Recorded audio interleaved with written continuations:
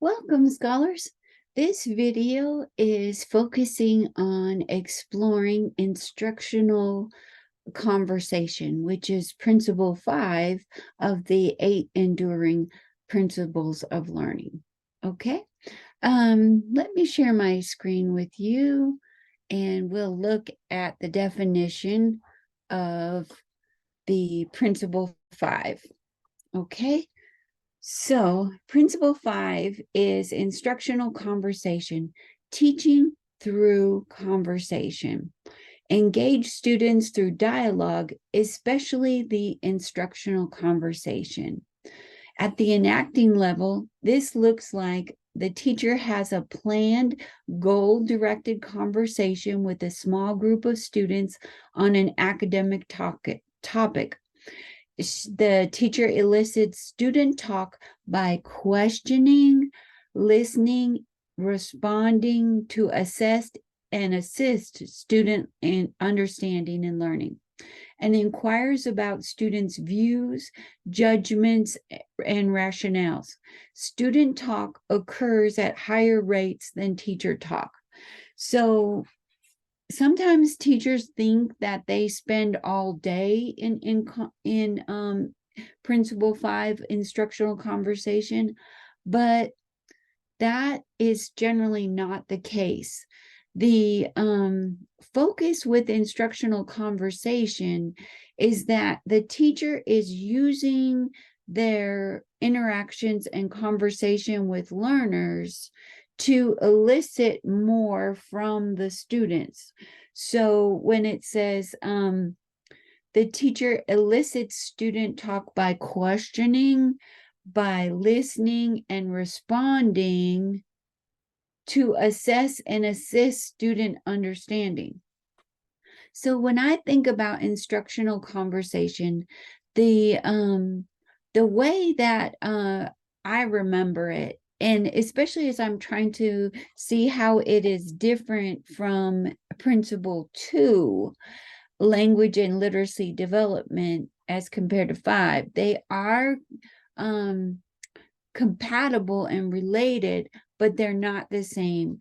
So with instructional conversation, the way that I like to think about it is when I think about teaching my children how to make a bed, my conversation, my words and my phrases are geared toward guiding and coaching.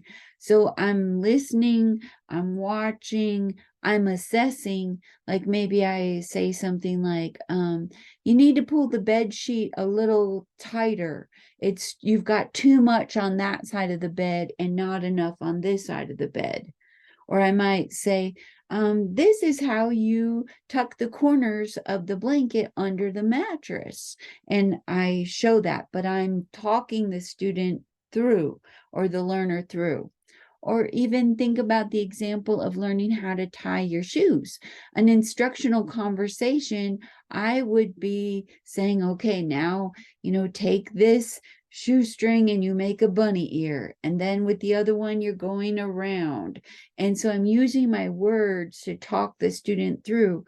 And I'm using, as I'm listening and watching, I'm assessing and diagnosing. No, that's too much, a little looser. So I'm assessing and giving feedback as my words are guiding them through. Okay, so it has to be about some sort of an academic topic. It's often done in small groups. You could use it in a whole group, but it's generally in a smaller group. Okay, so does that make sense with how instructional conversation is different from language and literacy development? In both cases, you want the students to be doing most of the talking and doing. Teacher is more the coach, the supporter, the person who diagnoses and prescribes different ways to go. Like that's should we start in the hundreds column or in the tens column? And you're using your questions to guide them toward where they need to go for effective learning. Where with principle 2, you're developing that difference between basic communication, the BICS, and the advanced, more formal language, and they're using language to develop that. So with 5, the teacher talk is more about that coaching, using questioning and diagnosis to direct the student through talk. Okay, so let's look at a little bit about what that might look like. I was looking for a video clip that I've seen. It's like a minute and a half. I couldn't find it, but you may have seen it. It's from that movie, How to Train Your Dragon.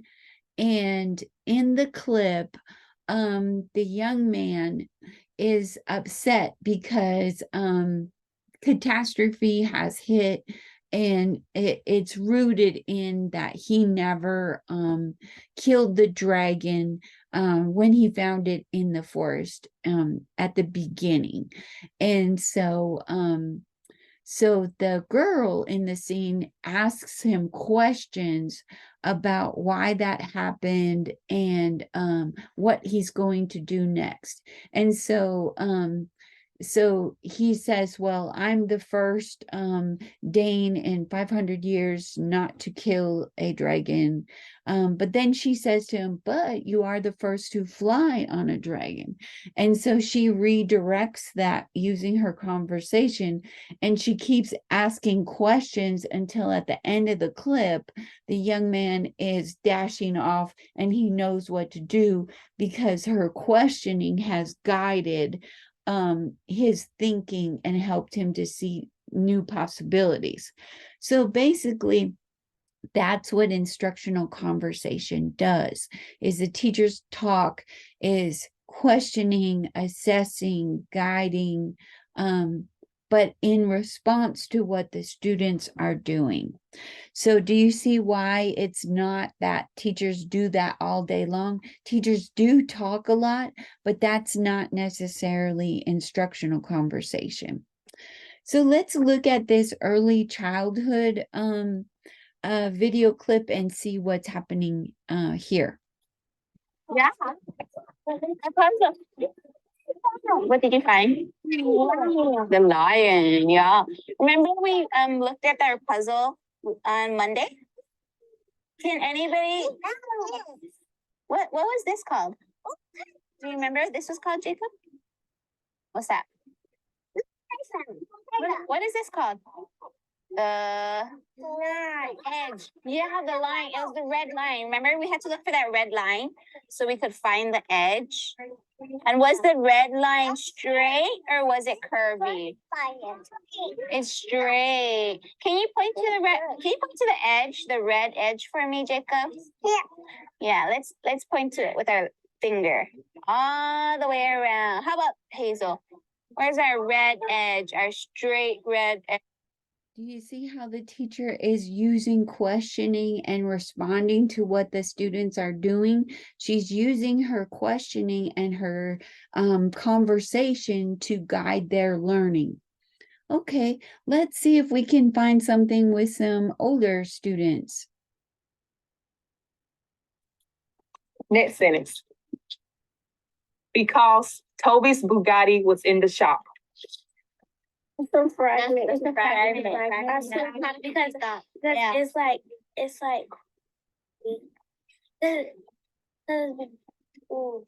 well, a sentence shouldn't be so short. Like if there was a comma between them and there's another sentence there, it could be a I think it's.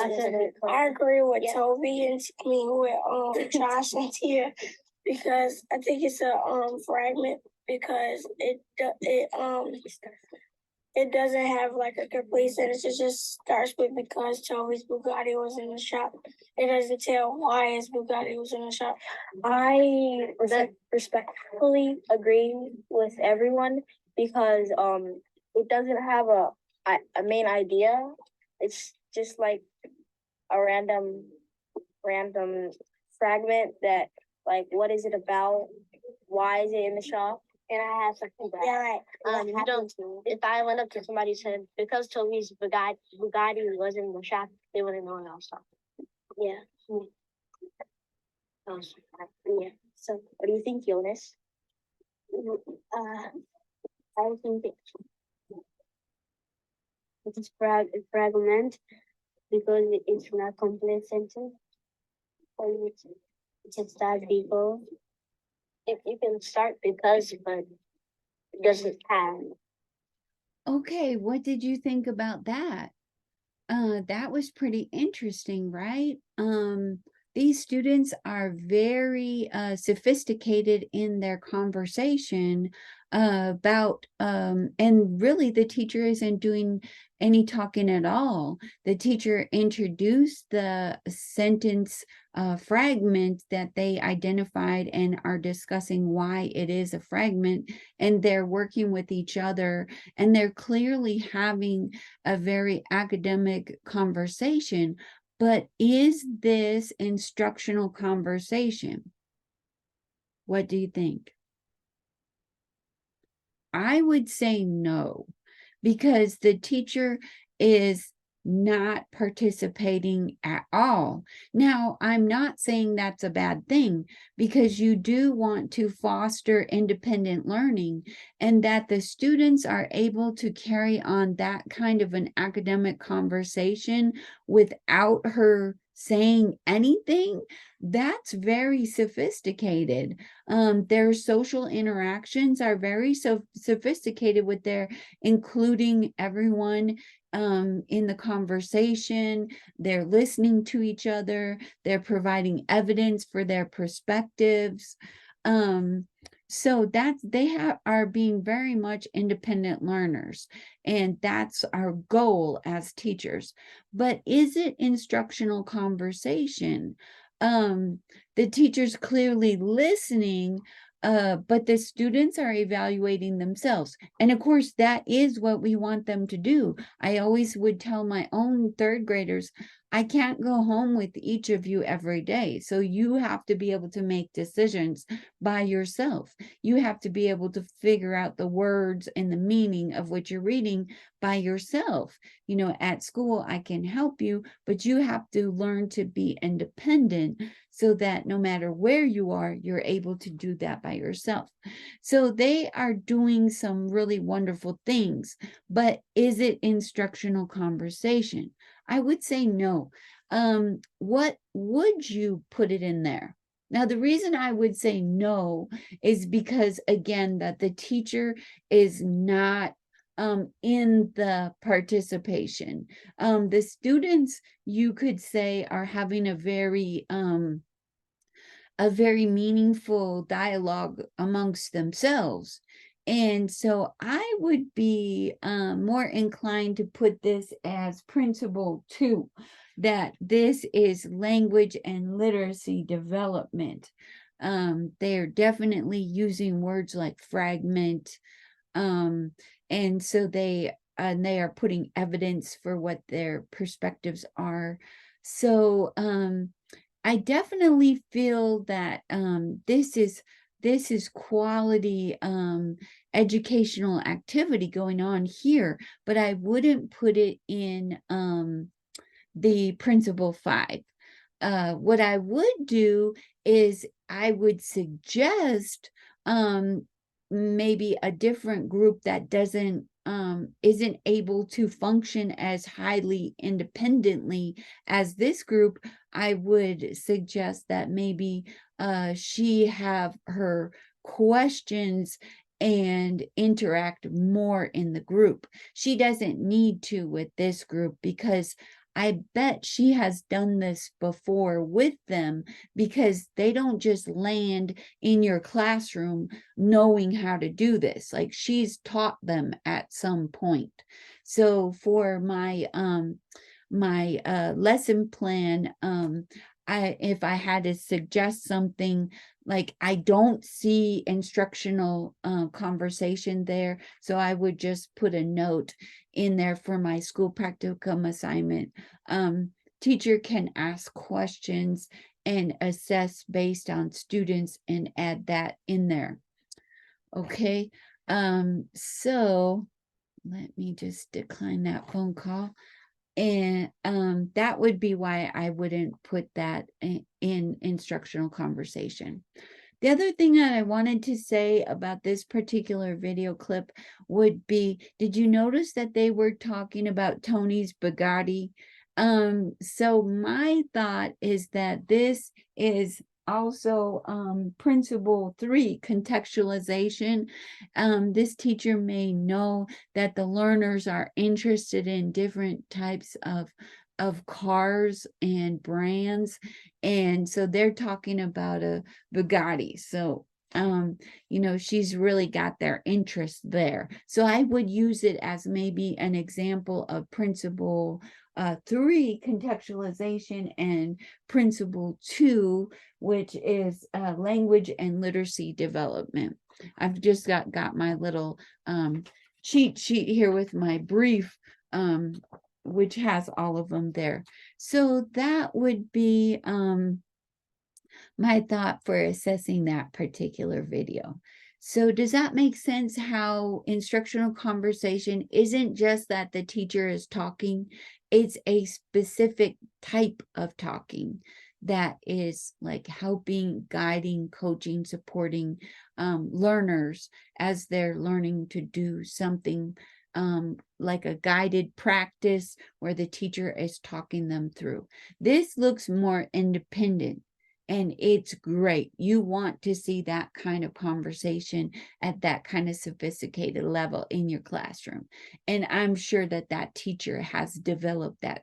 So she's used instructional conversation somewhere. We just didn't see it in this particular video. Okay. All righty.